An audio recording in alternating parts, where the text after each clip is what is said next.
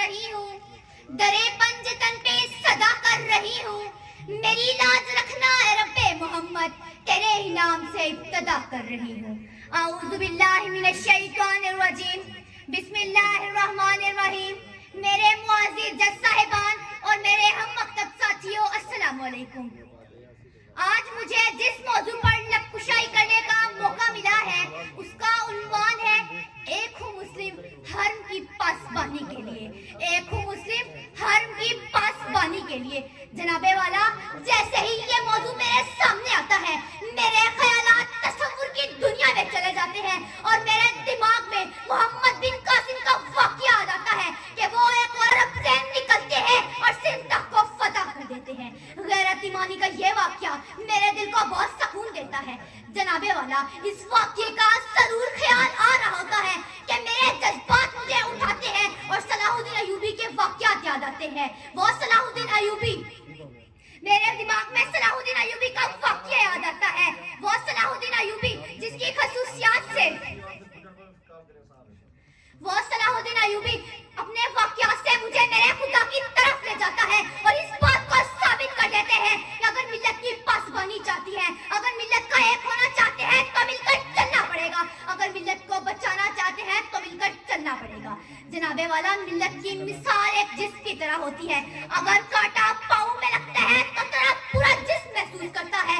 अगर चोट बाजू में लगती है तो आंखें रोने लगती है। अगर चोट सर पर लगती है तो दिल तड़प उठता है। मिल्लत की मिसाल भी एक जिस्म की तरह है। अगर किसी मुसलमान को, अगर किसी इंसान को कोई मसला हो तो वह तकलीफ मिल्लत की होनी चाहिए। जनाबे वाला, मैं अपने ख्यालात में गुम होती हूँ कि हज़रत उमर फारूक का दौर याद आता है। वो उमर जो 72 लाख मुरब्बा मील के हुक्मरान है। वो उमर जिसको देखकर बड़े बड़े हुक्मरान कांप उठते हैं। वो उमर जिसके जोश से जमीन कांपने लगती है। वो उमर जिसके जोश से आसमान लर्ज़ उठता है। जब रात का वक्त होता है तो पोश हालत में गलियों में चक्कर लगाते हैं, गलियों में घूमते हैं और देखते हैं क्या कोई मुसीबत में तो नहीं, क्या कोई परेशानी में तो नहीं।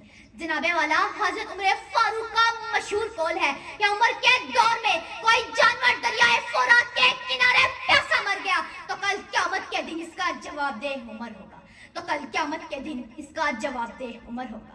जनाबे वाला, मैं अपने ख्यालात में गुम होती हूँ कि मेरे जज्बात मुझे उठाते हैं और मेरे हुजूर की खिदमत में पेश कर देते हैं और इस बात को साबित करते हैं अगर मिल्लत को बचाना है तो एक होना पड़ता है, अगर मिल्लत की पासबानी चाहिए तो एक होना पड़ेगा।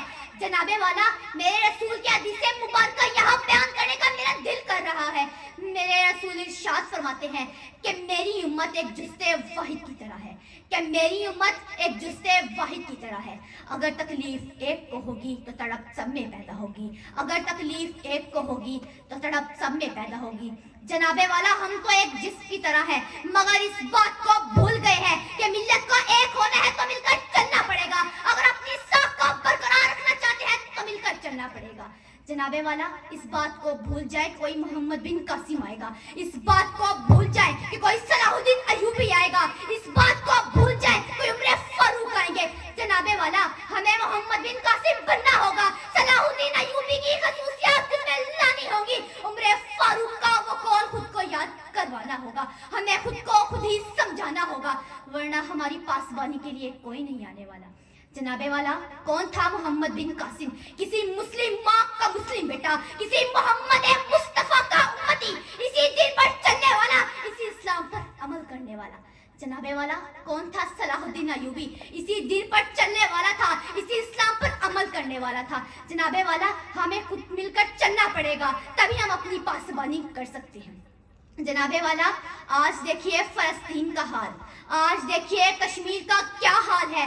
वो शहीद हो रहे हैं, वो राहे हक में अपनी जानें पेश कर रहे हैं, मगर जनाबे वाला अफसोस, सद अफसोस, मुस्लिम ममालिक और मुस्लिम मिल्लत खामोश तमशाई बने हुए हैं। जनाबे वाले, एक बात को याद रखेगा, अगर मिल्लत की पासबानी चाहते हैं तो एक होना पड़ेगा, अगर कामयाबी हासिल करना चाहते हैं तो दूसरों का दर्द महसूस करना होगा, अगर एक होना चाहते हैं तो मिलकर चलना पड़ेगा। वमा अलैना इल्लल बलागुल मुबीन।